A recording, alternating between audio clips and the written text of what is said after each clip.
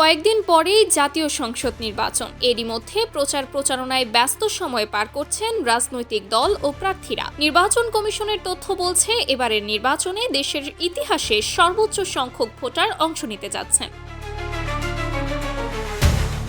নির্বাচন কমিশনের প্রকাশিত চূড়ান্ত ভোটার তালিকা অনুযায়ী আগামী 12 ফেব্রুয়ারির সংসদ নির্বাচন ও গণভোটে ভোট দিতে পারবেন 12,77,00,000-এর বেশি ভোটার। এর মধ্যে পুরুষ ভোটার 6,48,00,000, নারী ভোটার 6,28,00,000 এবং হিজড়া ভোটার রয়েছেন 1,000-এরও বেশি।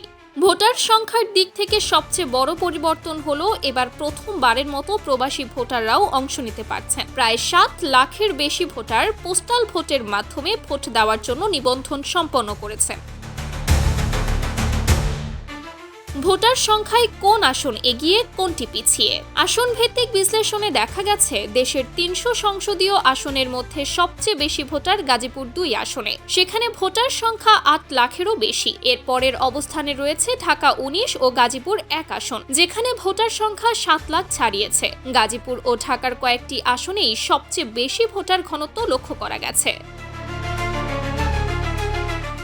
অন্যদিকে ভোটার সংখ্যায় সবচেয়ে পিছিয়ে রয়েছে ঝালকাঠি 1 আসন, যেখানে ভোটার মাত্র 2,28,000-এর কিছু বেশি।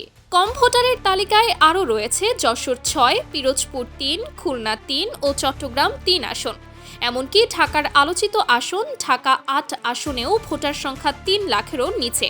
প্রার্থী সংখ্যায়ও বড় ব্যবধান।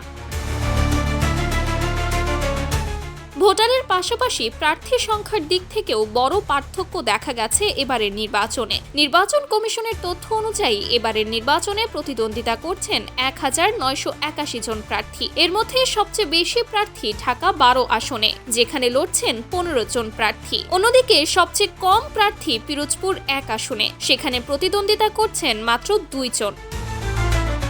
Sumaiya Snigdha, news desk, Daily Our Bangladesh.